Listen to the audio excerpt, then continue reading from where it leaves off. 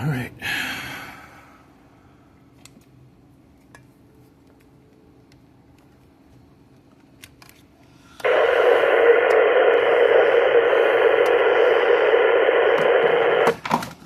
Don't you dare fall out of there. Thank you.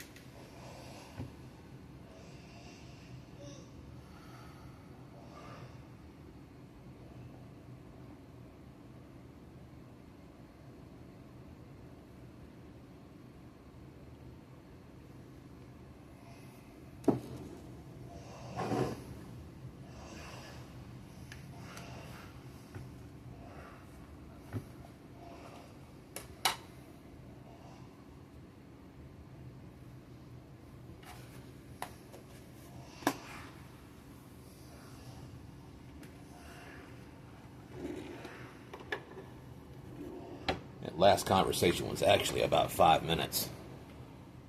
Came in about halfway. So far, that's my reception of the MRA. It's changed. Engine 20, Engine 17, Engine 23, Engine 22, Engine 13, Truck 10, Truck 8, Safety 1, Battalion 3, and Battalion 4. Pilot blowing fire. 1006, West 43rd Street. Engine 20, Engine 17, Engine 23, Engine 22, Engine 13, Truck 10, Truck 8, Safety 1, Battalion 3, and Battalion 4.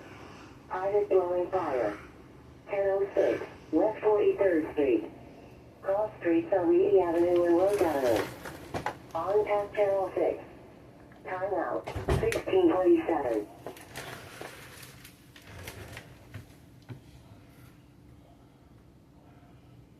Sorry about the snoring. My wife hasn't been getting very much sleep lately, and she's catching up. As I'm trying to catch the difference in signal from the MRA this week versus last week. I know they've done maintenance. I know they work hard on these things. This is not to critique the work that they do. It's just a simple observation of what I receive from my station. It's changed for me,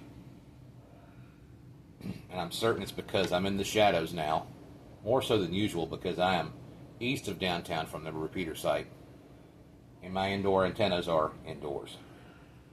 I'm sure that you don't notice it if you're mobile, or if you have a high outside antenna. Probably hasn't changed for you, but for me it has. It's noticeable. I suppose my main concern is if this isn't resolved by the time the next marathon comes around. Richmond, Engine 20 is going to take the hydrant at the corner of Reedy and 43rd. We're going to come down Taylor, cut across Reedy. So the main concern is... Officers responding 1006 West 43rd Street. Caller advises a light bulb blew the basement and it was smoking. No visible flame.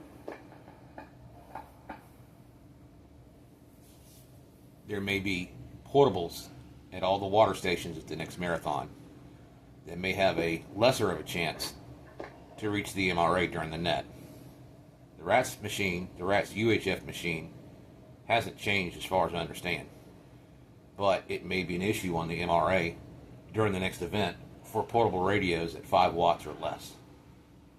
They almost definitely will be in the shadows, the RF shadows downtown. They may be in places where they can't reach the MRA because, I understand, it's at a lower discone antenna as opposed to being at a higher antenna where it used to be. Looks like The amplifier's been worked on. Sometimes it works, sometimes it decides to turn off to save itself. I understand all that. That's fine. But it seems to be operating at a lesser level than it has.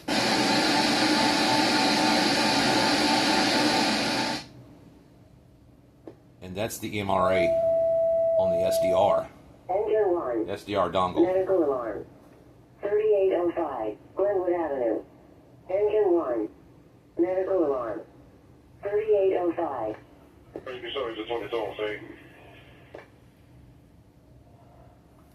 It's barely breaking the squelch threshold on the RTL-SDR dongle. I can see the signal on the Spectrum, but I can't hear it. Or, since it did not break the squelch on the Spectra, the receive light came on, but I didn't hear anything. So it may be without tone at the moment, or something else is there. And it's not the MRA at all.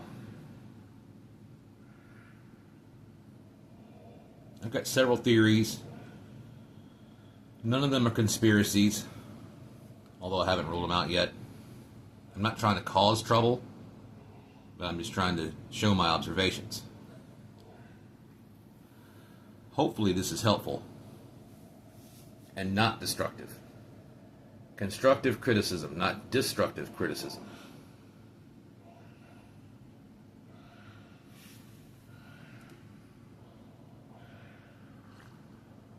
I know I'm not 20, 30, 40 miles out, but that is my observation.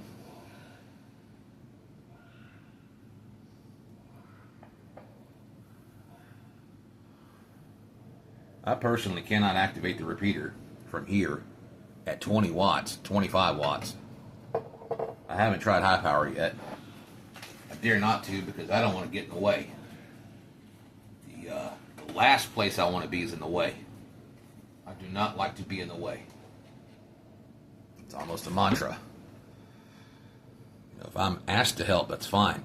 If I'm not asked to help, the record is here. You know, you could look at that. You don't have to like, subscribe, or comment. You can leave me a nasty email if you want, or a nasty message. I don't care either way. 434 command. I'm simply trying to be of service. We got a light odor.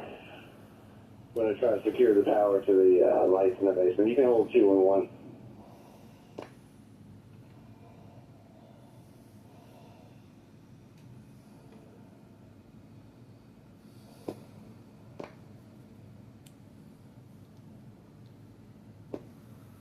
Copy 20 and 23 to handle. The first in truck. Follow consequent return to service. 1634. Now it comes to mind that the next nearest event, actually for the MRA, is Tuesday for the new hams net, 20 and 17 to handle. and then the regular Ragchu net on Thursday. That might pose a difference also. For some.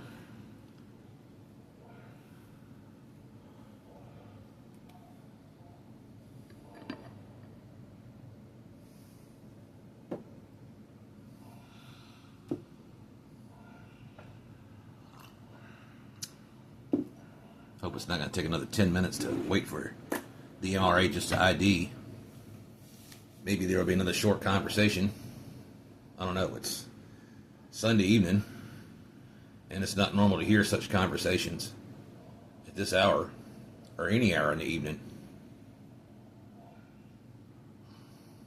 Not on a Sunday. I've pretty much missed all the conversation. Weekday might be a little different, especially during net times. That would be a better test from this perspective.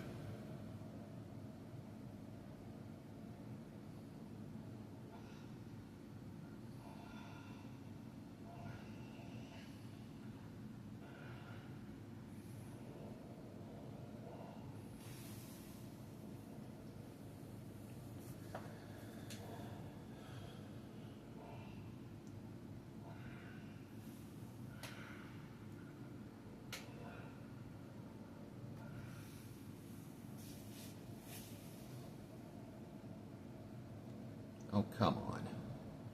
Really? Are you that sensitive? Alright, that's enough on the scope. That's about all I can see.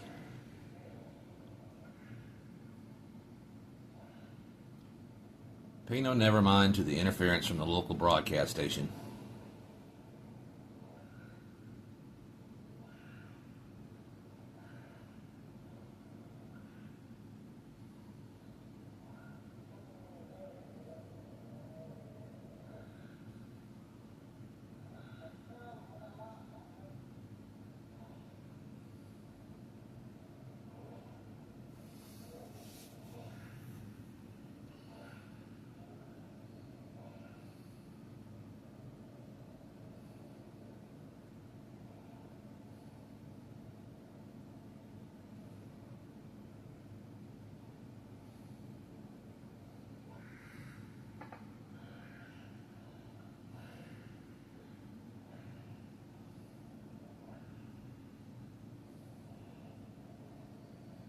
I guess while I'm here, being part of the station, I acquired a larger speaker, and that is actually a Bluetooth speaker. It was, but I had removed the faulty device on the inside.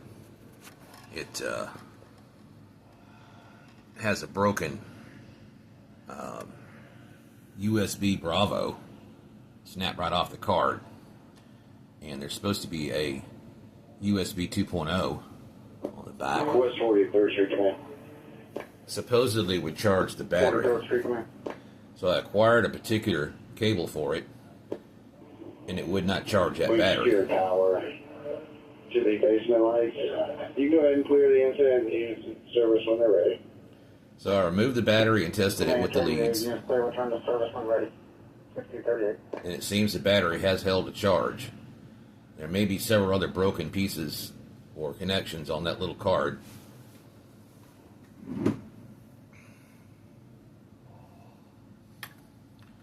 This little card. Knobs that stick out the back of the radio, or the, well, I guess it's a radio. I mean, it does have an FM receiver, and it is a Bluetooth device. There was a volume control, echo for reverberation on the microphone. You could plug in the microphone with this microphone port here. And I imagine all these little things, the plugs on the bottom there, had some to do with the damage that was suffered. I believe the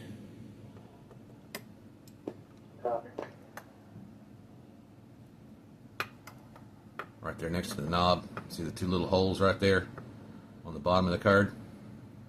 That's where the USB Bravo used to be. There's a little connector, and there's the 2.0 right there on top, and audio input right next to that. And it would light up with Christmas lights and whatnot. It was just one LED that would change colors and flash and whatever, and it was facing the speaker from the grill. It was mounted on the inside of the grill, and whatever it would flash, the speaker has a coating on it, and it would reflect whatever that was that it would light. And as annoying as it was, I could turn it off, I could deactivate that, and still use it as a Bluetooth device, but it would not provide a charge to the battery. And a lot of these little devices, smart devices, they stop providing charging through the circuit to the batteries. Batteries are usually okay. It's these little boards. So I removed the board and I ran a wire with a couple of spade connectors to the back of the speaker. And it has a woofer and a tweeter still integrated together. And it sounds good. And that was the loud noise that you heard. It's run through a audio amplifier from the soundboard.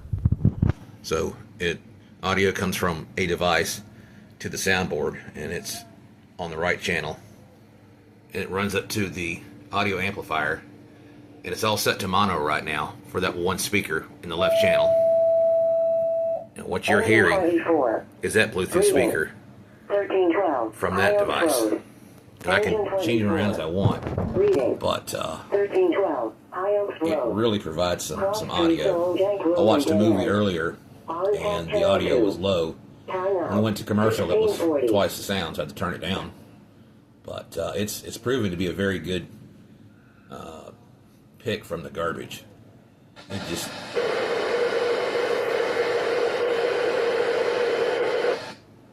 And there was the ID, I guess. Barely broke the squelch. So that's my experience and some of the projects I've done. Just plugging a speaker into the audio amp that I've had before. And it seems to really be doing its job. I knew the bigger speaker would do it, and that's to help me hear some of these things that might be not quite so discernible on a smaller speaker, in my opinion. It's hard to tell minuscule differences on your HT speaker. I don't care what brand it is. They're just smaller and they're thinner, they're plastic, and you don't get quite as much range as you do, again in my opinion, from a larger speaker, be it amplified or not. It's amplified for other reasons than just monitoring these radios, but nonetheless it's still there. Again, in my opinion, I think it helps to hear probably even better on amplitude modulation, or even double sideband or single sideband. I just don't have that. I mean, I have the opportunity. I just can't hear for the noise downtown. But I think it would do better, and it would be helpful in future projects.